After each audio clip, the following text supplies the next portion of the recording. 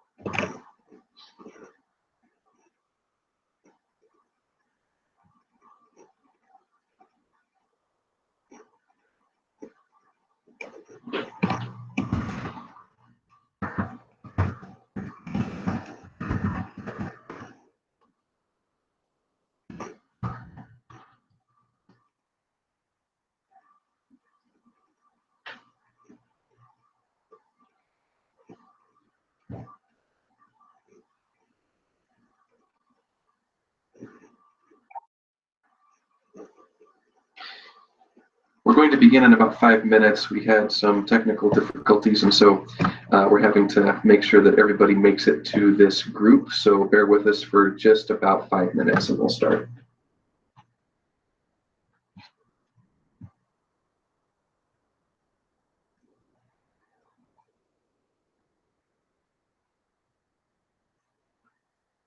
While we're waiting, I'm going to turn the camera off for just a moment.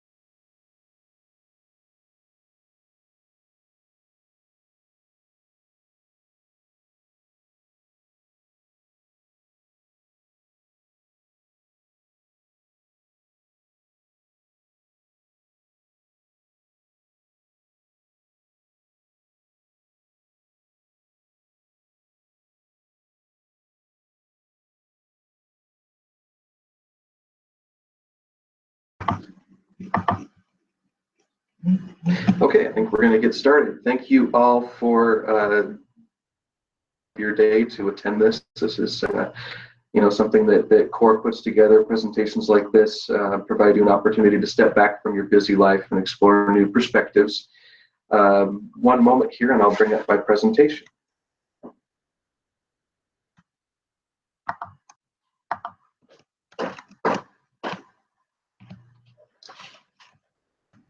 Bear with me for just a moment. I started in the middle of my presentation. So what we're going to talk about today is the middle path, the balance that creates transformation. Today we'll be exploring the concept of a spiritual path. Religious and spiritual traditions around the world refer to spiritual growth as a path of sorts that we symbolically tread towards a goal. Having self-realization, enlightenment, etc. The word path implies movement and action. It implies practice. Spiritual growth is not a passive thing.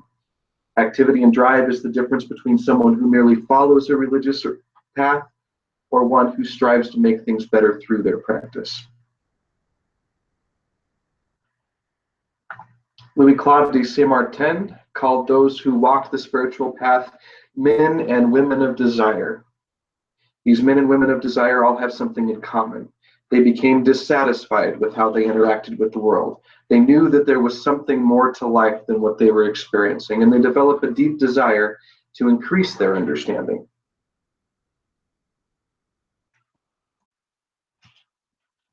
At the Temple of Apollo in ancient Greece, there was the following inscribed above the doorway leading to the temple: "Know thyself, and thou shalt know the universe and the gods." All traditions mention something similar. The path toward enlightenment is the path of discovering who we really are. And as hinted in the statements emblazoned upon the Temple of Apollo, if we truly accomplish that injunction, we'll understand the universe around us also. What does it mean to know thyself? As soon as we start on the spiritual path, we begin the process, but it is difficult to really pin down what it is we are striving to know. What is the self?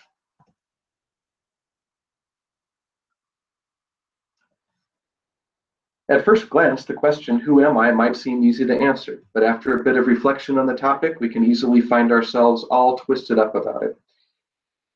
The answer most readily that comes to mind for us is our identity. When someone asks who you are, you'll often answer with your name. I am Tom, I am Mary. Names are definitely identifiers, but they are not who you are. If suddenly someone called Tom James or Mary Joan, would they be different people? Of course not. So our names are not ourselves. So then we have to look and decide what is it? We confuse the issue more by giving ourselves different names. We can call ourselves husbands, wife, mom, dad. I became both husband and dad while these things have enriched who I am, they are not who I am. How do I know this? Mainly because I know that if dad was the identity that I really had, I wouldn't have existed before I had a child. There's other labels that we give ourselves. I am an American, I am a Freemason, I am 5'6". All of these inform our true self, but they do not define it. It's important to note that we label ourselves in other ways too. Some of these ways are important for a mystic or a spiritual practitioner to pay attention to. In our minds, we talk to ourselves all day. How many of us hear ourselves saying things like, "How could I have been so stupid? What was I thinking? I'm such an idiot, I'm tired," etc. It is important for us to remember that these labels also inform our true self, but they do not define it. These labels, however, are just as powerful as Tom and dad and husband, and they do inform our behavior and affect how we see the world. They are very powerful. It's a great exercise to keep a pen and paper with you for a week or so and write down every time you engage in that kind of negative self-talk that labels you in some way. Sometimes by being just aware of how we talk to ourselves about ourselves might change the way we think. Some will say that our actions define us, that they tell us who we are. Again, if we find that our actions inform ourselves but do not define it. We have all taken a lot of actions, and I'm willing to bet that we have all taken actions that we regret. These actions are not who we are. We know this for two reasons. First of all, we can change the way we act. Actions were who we are, we wouldn't be able to change the course that we're on. Second, we're not always acting. Sometimes we're passive. What about our emotions? Are we what we feel? This can't be our true self either. We simply go through too many of them. We feel love, anger, sadness, happiness, fear, despair, grief, etc. These meld with one another and are constantly changing. Therefore, we cannot possibly identify completely with our emotional state. However, some people try to do that, right? Particularly their negative emotions. They hold on to their anger, their fear, their grief, their despair, and allow their emotions to drive their actions in the world, trying to define themselves by that feeling that they have. Still, even if you hold on as tightly as you can, eventually your emotions will change. They never stay the same. Some define themselves by their relationships. Just like emotions and actions above, relationships constantly change, so we cannot truly define ourselves by our relationship with others. Again, some of us do. Some of us try to attach ourselves to our relationships. I work in the pension industry and provide retirement benefits to police officers. And I find a lot of times that when they are ready to retire, they have identified themselves with their relationship as a police officer. It's very difficult for them to transition into a new self-image, and depression and a lot of difficulty can sometimes come from that. Or we hear about a couple that have been married for 35 years and one passes away. If the other one that was there just identified themselves as I'm this person's husband or I'm this person's wife, a lot of times they have a lot of difficulty finding themselves again. So we're not our relationships either, because our relationships, they change all the time. Descartes said, I think, therefore I am. He didn't say, I am my thoughts. This means we exist because we are conscious beings. It does not mean that we are what we think. Again, our thoughts change too rapidly for those thoughts to actually be us. Our mind is constantly working, producing so many new thoughts that the bulk of them aren't even recognized by our conscious mind. To demonstrate here is many of the ways we tend to define ourselves and others are impermanent. Our actions change, our emotions and thoughts are constantly changing. The way we label ourselves is constantly changing. Whenever we try to pin down an attribute that describes the self, we find that attribute changing, yet the self remains. So what is it?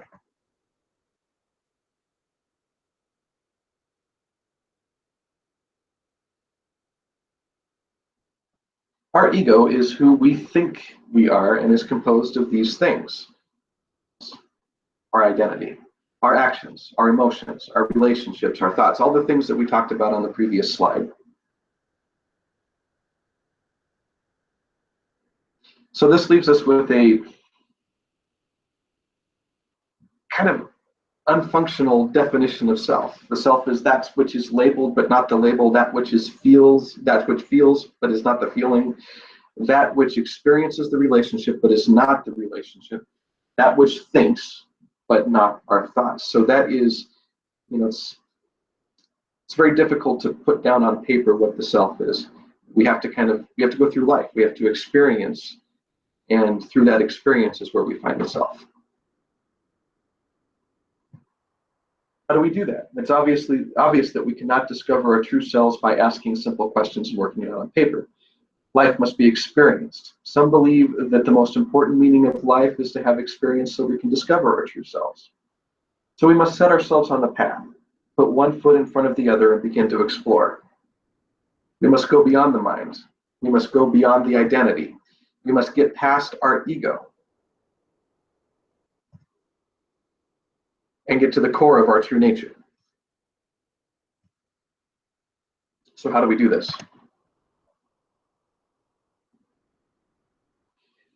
Our journey through life leads us through three symbolic paths. These are specific outlooks on life that tend to dictate how we act in the world and how we approach our definition of self. We never walk any one path, but one of the three paths usually dominate our existence. So while we all have some aspect of our lives that fall on each of these paths, our habits and actions will likely cause us to navigate to one extreme or the other. Spiritual development is not easy. Habits and choosing to act in different ways. The path we choose to tread will often determine our development. Dr. Onslow Wilson used to say, an action repeated becomes a habit. A habit repeated becomes a way of life. The good thing is, you can always choose new actions and create new habits.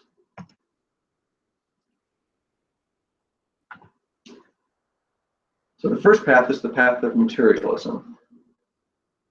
At its extreme, someone who travels the path of materialism believes that nothing exists that cannot be perceived by the senses. The focus is on that which is concrete and provable. There is no consideration of anything beyond this life or any higher levels of consciousness. These things can't be observed. What we can observe is that death is death, and consciousness interacts with this reality alone through the medium of the five senses.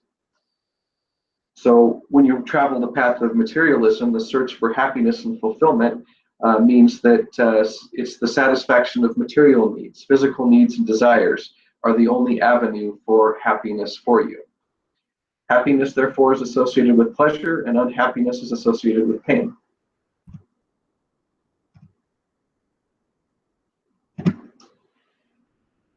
The problem with this is that nothing in the material world is permanent.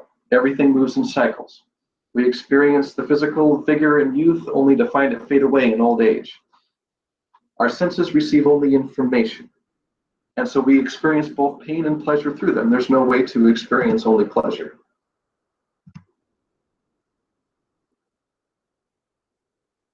Likewise, the cycle of our life situations are constantly changing, never remaining still. Times of happiness are replaced by times of sorrow. Wealth and success can easily be replaced with poverty and tribulation.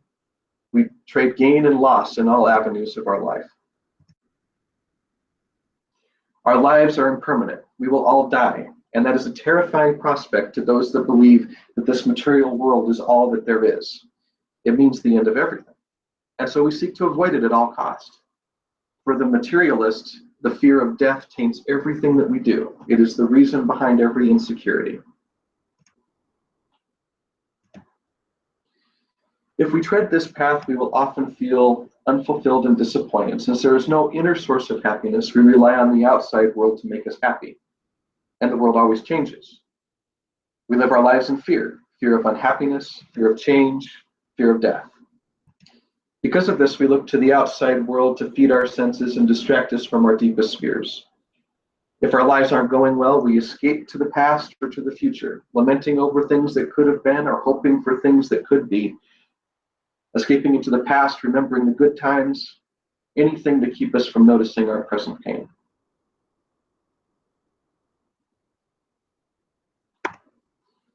This escape attempt leads to addiction.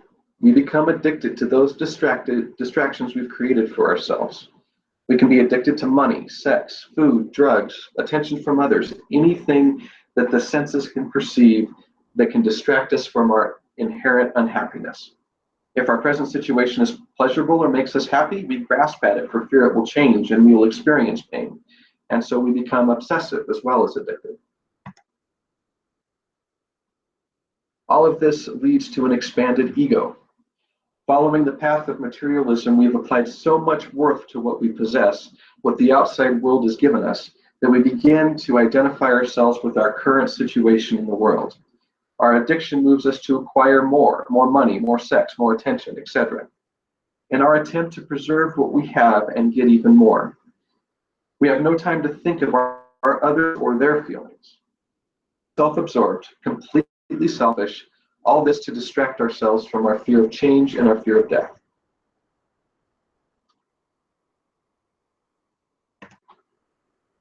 Strangely, traveling the path of materialism often leads us to the next path we can travel in this lifetime. We begin to see the folly in pursuing their happiness only in the physical world. And they walk the path of the intellect or the spiritual path. Those who walk this path believe that ultimately our senses and the material world only bring pain and suffering. For some, this means that there is no true happiness to be found in this life. Happiness comes from our reward in the afterlife. The material world is merely a way station for the eternal. For others, it means that happiness can only be found in the realm of the mind, through exercise of intellect and higher thought and study. This path is full of practitioners who deny the body and focus only on the mind. Many become like monks, secluding themselves from the outer world.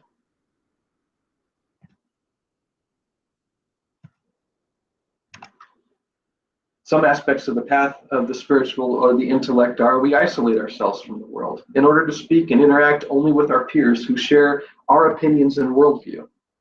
We narrow our view of the world around us so that everything in it fits our intellectual view of the world. We begin to see the world as something that is separate from us, distant, inferior, and maybe even dangerous. We begin to believe that we and those who agree with us are right about everything, and thus we grow our ego, associate our I with superior knowledge and understanding. We show others how much superior we are by touting our knowledge and belittling theirs. And through this process, we become more and more certain of our rightness, and being certain of anything limits new ideas and growth. So the results of this path, where this path can lead us, I've actually gone through this slide. Bear with me? Okay.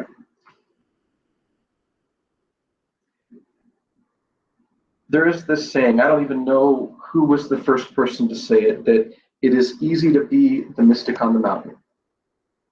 To me, this means that it is easy to judge others and their actions when we are not invested in the situation.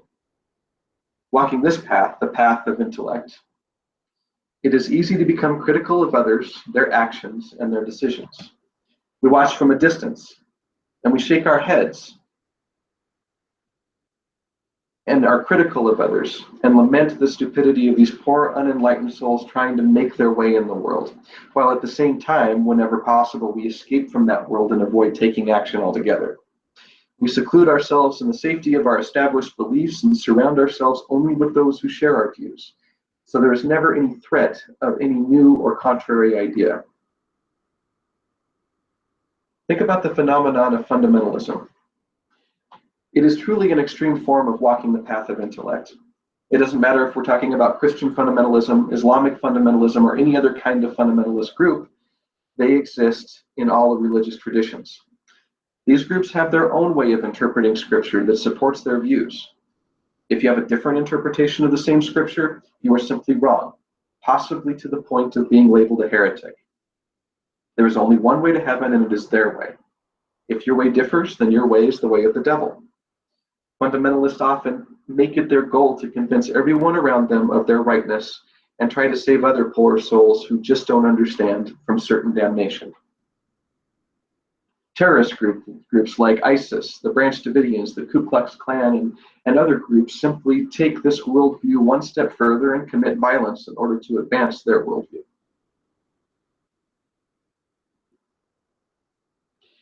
And the important thing to note is that we're still escaping. We're trying to escape from our fears of death, our fears of displeasure, by forgetting, either we're immersing ourselves in sensual experience or we avoid it altogether and go completely into the mind, forsaking life today for heaven tomorrow. If we look at this path, we see the results of it are the same as the results of the path of materialism.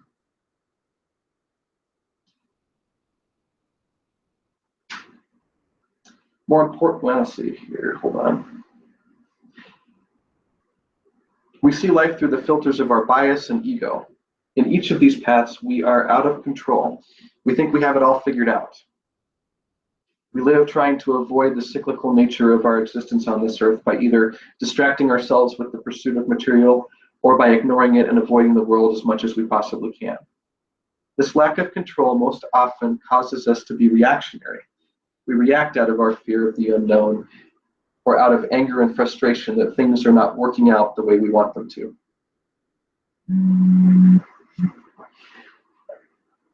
So imagine for a moment that you are in a small, bear with me for just a moment.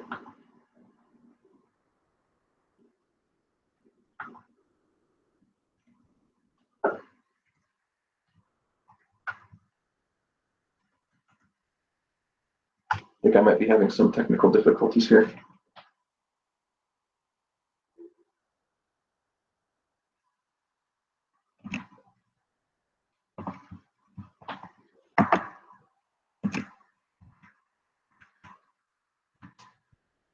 It looks like you haven't been receiving the slides. I think you might be seeing them now.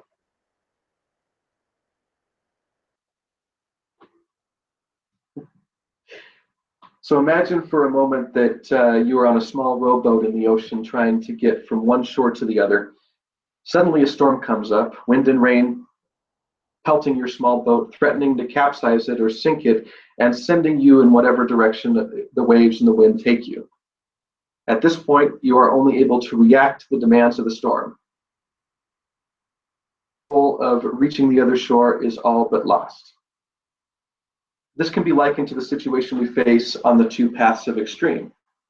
Hardly ever in control and initiating action of your own accord in the world, we waste our energy reacting to the fear and anger to the life events and our own internal emotional states. So we spend our time reacting to everything else and not acting according to what we think we should do. Energy fighting the current as life tosses us around. So this is our situation, never reacting, wasting our energy, never able to get where we are going because of how life tosses us around. At one point in our spiritual journey, we become weary of the torrent. We tire of trying to find happiness in a world that is constantly changing. We become weary of trying to escape and ignore and avoid our fears, and we decide that we are finished with allowing our emotions, the events in the world around us, and other people's actions and opinions to dictate how we act in the world. Traveling the middle path, we learn how to live fully in the world without trying to escape our fears and without becoming addicted to distraction. And that life moves in cycles, and we accept and embrace the good and the bad. World for how it really is, not through the veil of others' fears or our fears or false perceptions. We start to see the difference between reality and the stories about reality. We learn to avoid the torrent more often by calming the waters within. Environment, like a calm lake, allow for reflection to happen, and we begin to see ourselves clearly. The true self is in the silence. We learn how to, at least momentarily, transcend our ego and live our lives as we truly are, rather than a mask of our identity.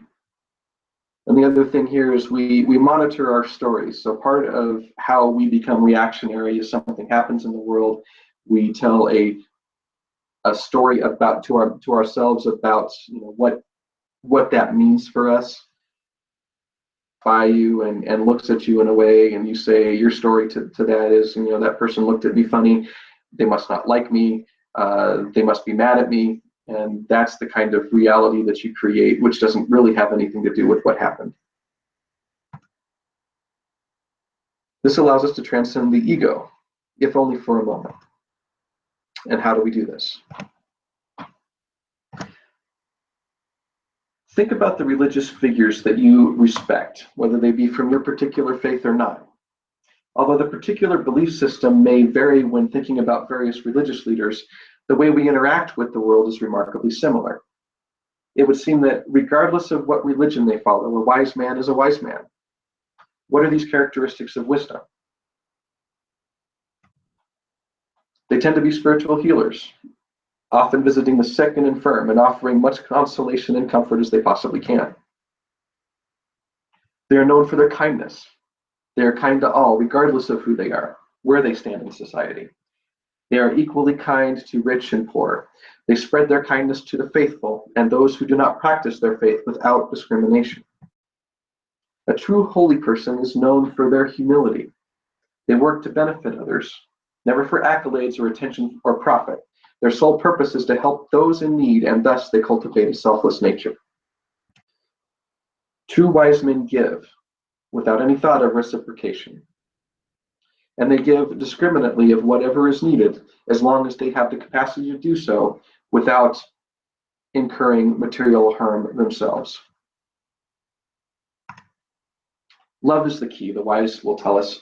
Jesus told us to love one another. The love that they give is not a possessive love, but an indiscriminate love to all of humanity, a compassion that encompasses the entirety of existence. They, in short, walk the middle path. It is the path of service. It is through our compassion and our desire to alleviate the suffering from others that we find the way to avoid the extremes of the two other paths.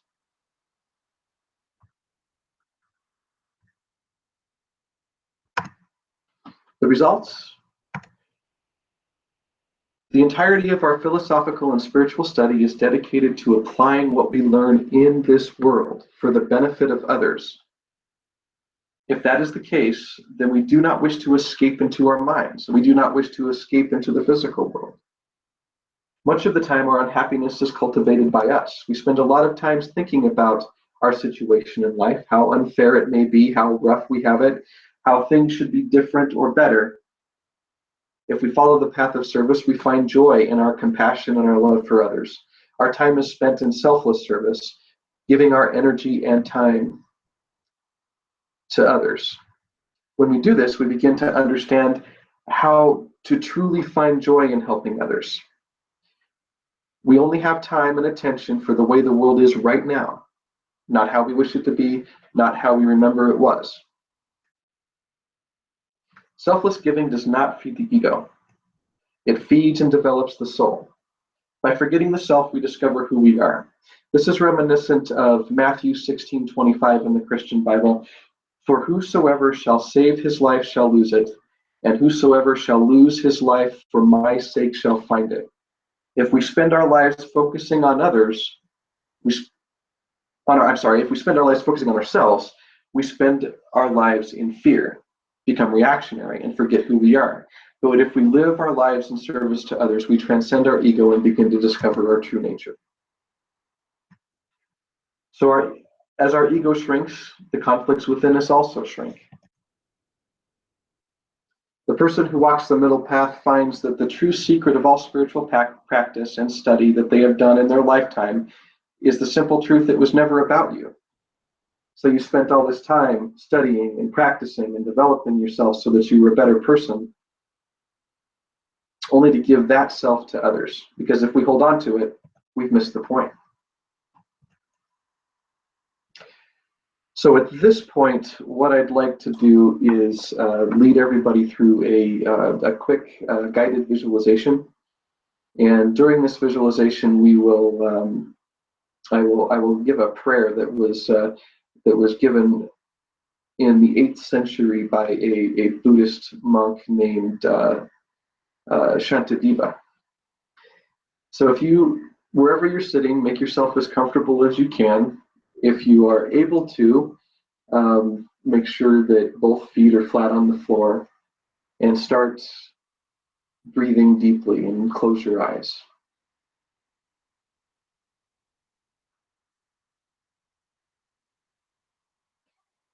Now imagine that there is a tingling sensation at your feet. You feel a warm tingling sensation coming up from the floor into your feet. And as that tingling sensation moves up your feet, it relaxes everything in there, and you become distinctly aware of everything that's going on in your feet. You feel the bones, and you feel the muscle, and you feel the blood coursing through.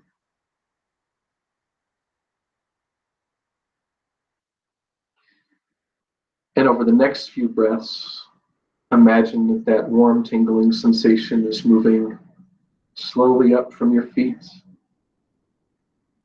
into your calves, the lower part of your leg, all the way up to your knee over the next few breaths.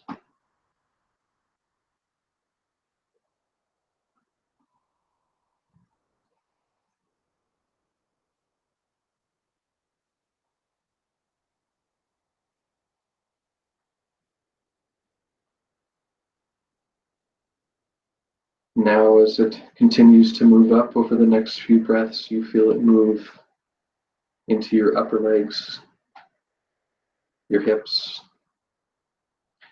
You feel this warm, tingling energy sinking into the bones and the muscle there, purifying the blood that's coursing through that area.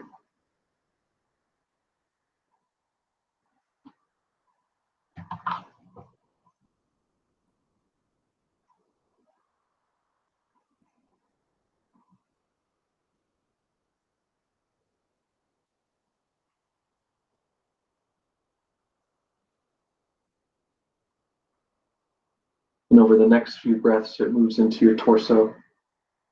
You feel the warm, tingling energy bathing your muscles, the bones, the internal organs that are in your belly and chest.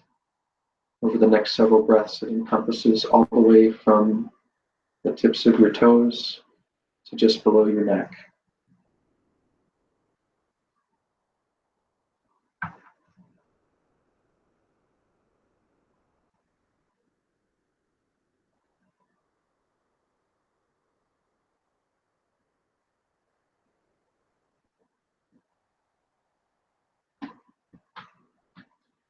And then over the next few breaths, it moves simultaneously up into your neck and head, relaxing all of the muscles in your face, relaxing all the muscles in the back of your head, sinking in to the muscles and bones.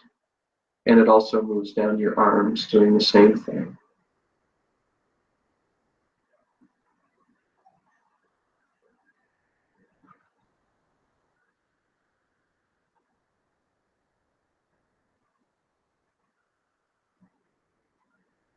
Now imagine a point in the center of your forehead. You feel a gathering of that tingling energy right in the center of your forehead, right behind and basically above the roof of your mouth and right behind the top of your nose.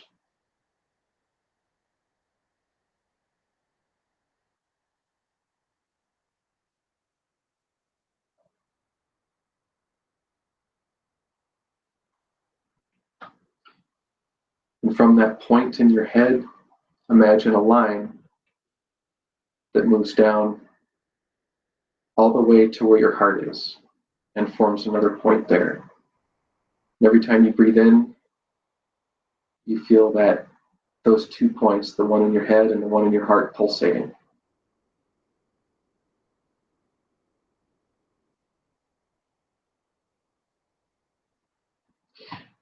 One of the traditions that I belong to start their prayers with this statement: God of our hearts, God of our realization. And the reason why they do that is for 2 reasons, actually. The first reason is that our organization that come from all different faiths. And so we don't want to direct someone's ideas to a particular deity. We want it to be something that they feel is true for them. And the second reason is you can only truly know God subjectively and not objectively. So it's always internal. It's always in your heart that you know God. Start this prayer that way.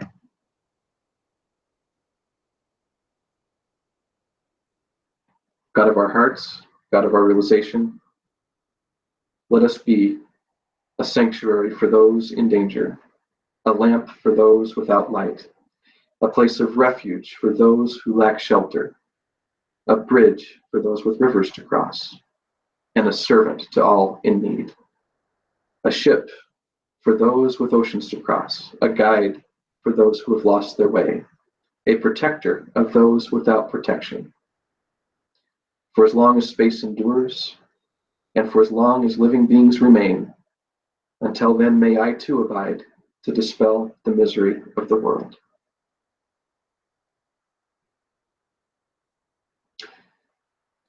It is my hope that you see the value of the middle path of service. When you are ready, you can open your eyes and return to objective consciousness.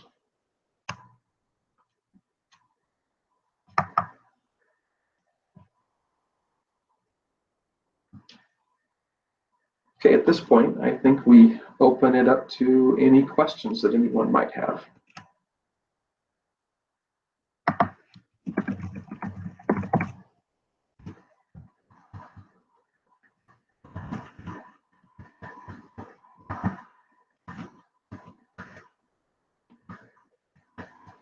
Open up the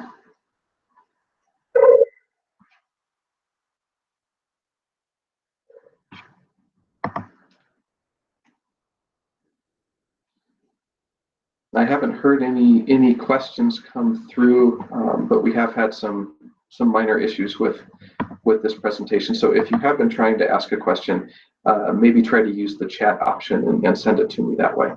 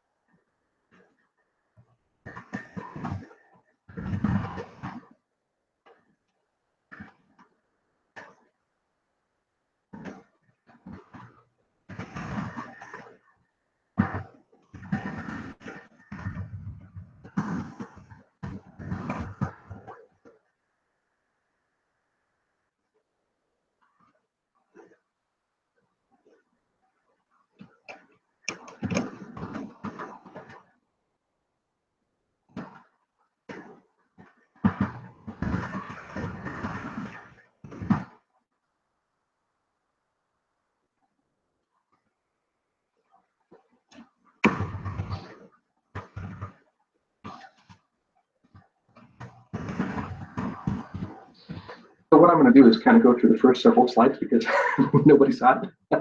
Bear with me for just a moment.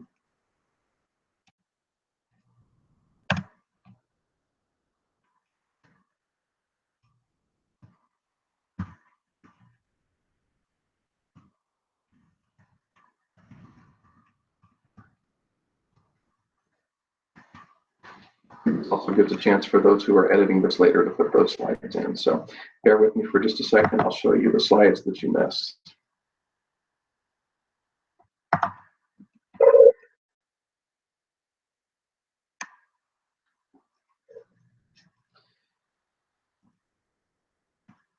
So this is when I was talking about the self and what the definition of self is. And I have a couple questions here in just a moment.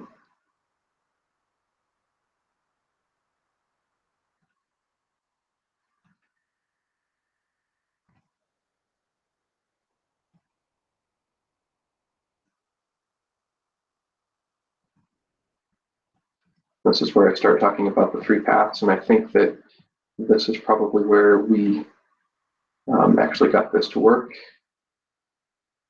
This next slide here.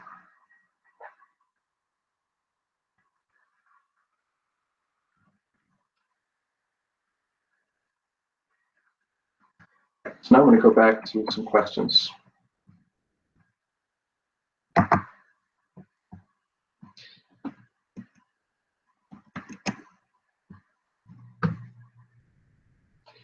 So the first question is, can you expand on the role of ego with selfless service on the middle path? I think that we have to have an ego. That's what defines us and makes us separate from anything else. I think what we have to do is learn to put that aside. Anything that we do, the importance of the ego, and anything we do for ourselves expands the ego. And the problem with that is it creates a further definition of who we think we are. And when we go through this journey, this spiritual journey, our task is to get rid of all of those things that tell us who we think we are in order to find out who we really are. So the more often we spend time in service to others, the more often we get to show our true selves, and the less we're building up some sort of other construct in an ego. And then the other question was, do we need to annihilate our ego? And I don't think that is in this world. I think we're always a separate person. But I think we can do our best to have our ego and our true selves more closely match.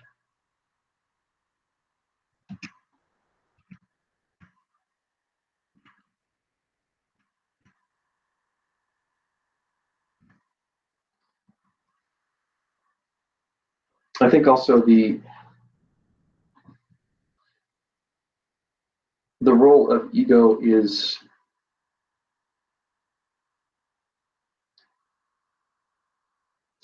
I guess I would say that it is something that is necessary, but we need to minimize as much as possible. I think I just said that.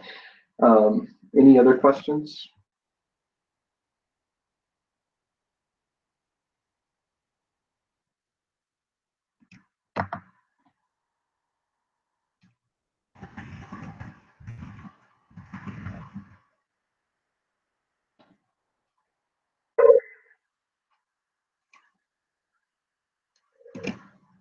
So the next question is, can we sustain the middle path on a regular basis and still be in the world?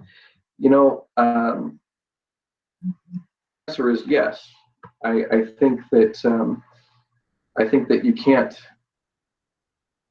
be on the middle path without being in the world, and that's one of the more important things to understand about this kind of spiritual development that we're doing, is that it's worth nothing if we're not doing something with it. The study that we do, when we study or when we engage in religious practice or spiritual practice, it is designed to change and enhance how we deal with the world around us, how we deal with others. And if your spiritual study is not doing that, then it makes me think that maybe you're on that intellectual path where you're studying for the sake of studying, to show how much you know, how much you've learned, to prove to someone else that you know something. So I do think that you cannot be on the middle path without being in the world. And something I would add too is that if you want to try an experiment, just to consciously every day do something that is selfless, do something that is kind. Whether it's to the clerk at the grocery store that's selling food, to you, to just smile at them and say hello, and that sort of thing will help you. I think you'll feel the difference if you are selfless. So you make a concerted effort to be selfless for a couple times every day, to just say, I'm going to do this. It enriches your life, and I think you'd find it would enrich your study also.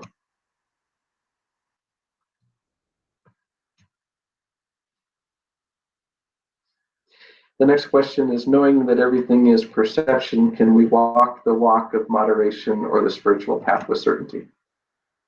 No, we always are looking at the world through a filter of our own perception. We're individuals. We don't see everything that's going on. We can just try.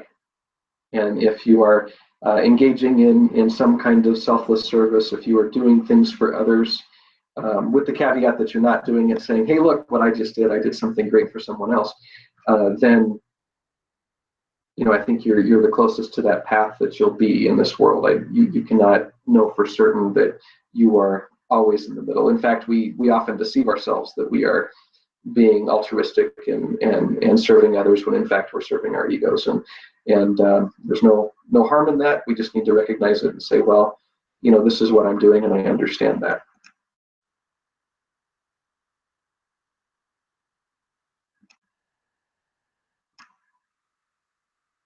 Any other questions?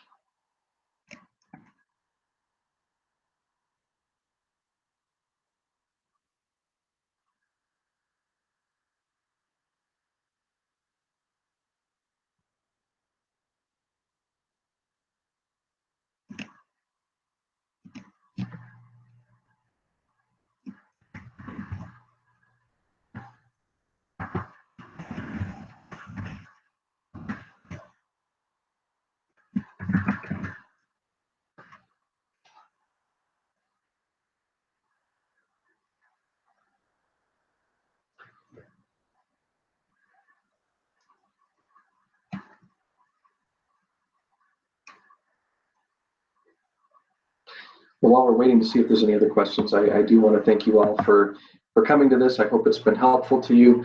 I particularly want to thank the folks that helped me set this up and dealt with me when I kind of messed up the presentation a little bit.